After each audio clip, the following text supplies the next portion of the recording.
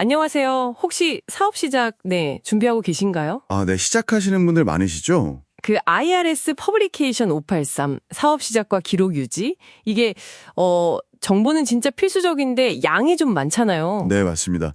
처음엔 좀 부담스럽죠. 양이 방대해서요. 그래서 오늘 저희 딥다이브에서는 이 자료 딱 핵심만 뽑아보려고 합니다. 사업 구조 선택부터 해서 세금 문제, 비용 처리, 그리고 진짜 중요한 기록 유지까지요. 네, 아주 중요한 부분들입니다. 한번 제대로 파헤쳐보죠. 네, 좋습니다. 특히 사업 초기에 그 연방세금 관련 사항들을 제대로 이해하는 게 중요합니다. 성공의 발판이 될 수 있거든요. 그렇죠. 오늘 이 딥다이브로 기본적인 책임하고 또 필수 절차들 이런 것들을 명확히 아실 수 있게 도와드리겠습니다. 좋습니다. 특히 그 사업 형태 선택이요. 이게 세금 신고 방식이랑 바로 연결되니까 이 부분부터 좀 짚어볼까요? 맞아요. 그게 진짜 첫 단추죠.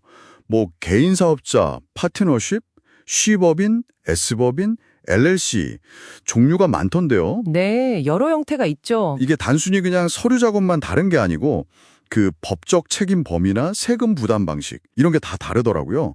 법 583 표 2에 잘 나와 있더군요. 맞습니다. 그 표를 보시면 각 형태별로 필요한 연방소득세 신고서 양식이 딱 정리되어 있습니다. 꼭 확인해 보셔야 하고요. 네. 그리고 사업 운영에는 이제 납세자 식별번호 TIN이 필수입니다. TIN요? Taxpayer Identification Number. 네. 대부분 사업체는 개인 사업자 포함해서요. 사회보장번호, 그러니까 SSN 외에 고용주 식별번호, EIN이 필요할 수 있습니다. EIN이요?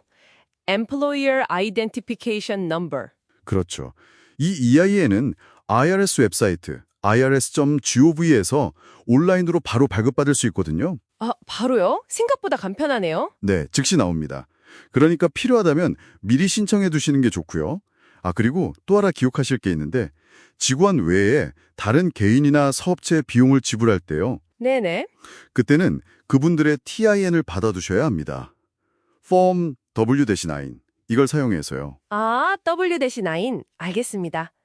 자, 그럼 사업 구조랑 식별번호가 준비됐다 치고 이제 실제 운영하면서 내야 할 세금들 이걸 좀 봐야겠네요. 네, 법 583 보니까 크게 4가지던데요. 소득세, 자영업세, 고용세, 그리고 소비세 맞죠? 네, 맞습니다. 크게 그 4가지 연방세금을 아셔야 해요. 소득세는 아시다시피 사업 순소득에 대한 세금이고요. 미리 내는 방식이라고 들었어요. 네, Pay as you go 방식이죠. 보통 예납세, Estimated Tax라고 부르는데 이걸로 분기별로 납부합니다. 연간 $1,000 이상 세금이 예상되면 해당돼요. 그렇군요. 그럼 자영업세는 뭔가요? 자영업세, Self-Employment Tax인데요. 이건 개인 사업자나 파트너가 본인의 사회보장 및 메디케어 기여금을 내는 거예요. 순이익 $400 이상이면 보통 내야 합니다.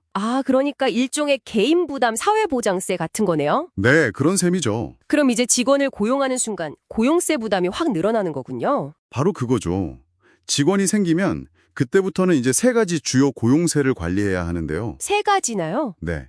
첫째는 직원 급여에서 연방소득세를 원천 징수하는 거고요. 둘째는 사회보장세랑 메디케어세, FICA라고 하죠. 이걸 원천 징수하고 또 고용주 부담분까지 합쳐서 내야 하고요. 고용주 부담분도 있군요. 네. 그리고 마지막으로 고용주만 내는 연방 실업세, 후타가 있습니다. 후타. 네. 직원을 처음 뽑을 때는 폼 I-9, 그 취업 자격 확인서요. 그거랑 폼 W-4, 원천 징수 관련 양식, 이걸 받아야 하고요. 이 세금들은 대부분 EFTPS라는 전자자금 이체 시스템으로 내야 합니다. 이야, 세금 종류도 많고 절차도 복잡하네요, 진짜. 처음엔 좀 그렇죠. 근데 또 사업 비용을 잘 쓰면 세금 부담을 줄일 수 있다면서요. 어떤 비용들이 공제가 되나요? 네, 사업 운영의 통상적이고 필수적인 비용, 이게 키워드인데요. 이런 비용은 대부분 공제 대상입니다. 통상적이고 필수적인 비용? 네, 예를 들어 사업 시작 전에 쓴 돈 있잖아요. 스타트업 코스트. 이건 첫 해에 최대 $5,000까지 바로 공제하고 만약 그 이상 썼다면 나머지는 15년, 그러니까 180개월에 걸쳐서 분할 상환, 애모타이즈 할 수 있어요. 나눠서 비용 처리하는 거군요. 그렇죠.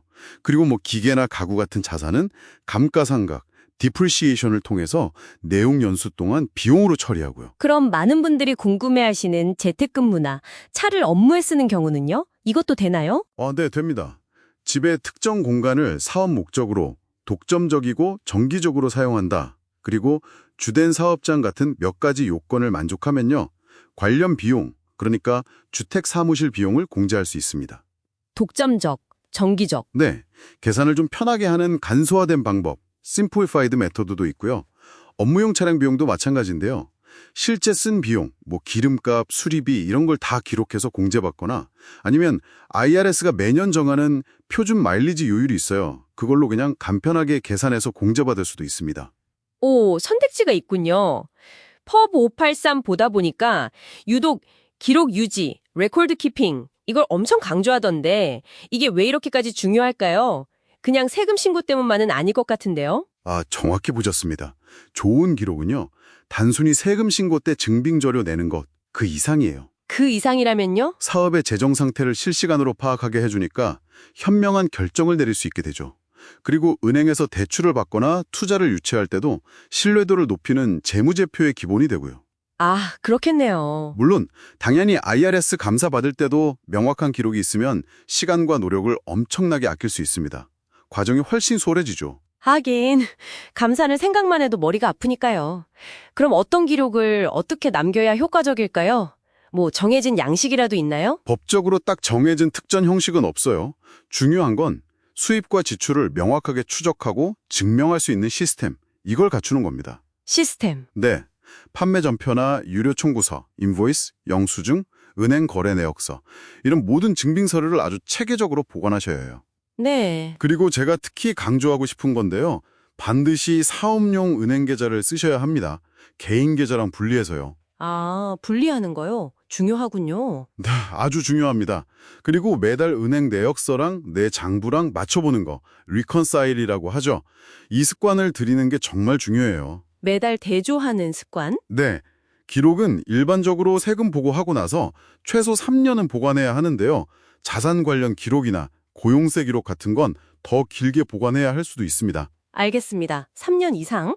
오늘 딥다이브에서는 IRS 853을 통해서 사업 시작할 때 꼭 알아야 할 세금 기초랑 기록 유지의 중요성, 이걸 짚어봤습니다. 네, 사업 구조 선택이 미치는 영향부터 주요 세금 의무, 공제 가능한 비용들, 그리고 무엇보다 철저한 기록 관리, 이걸 꼭 기억하시면 좋겠습니다. 네.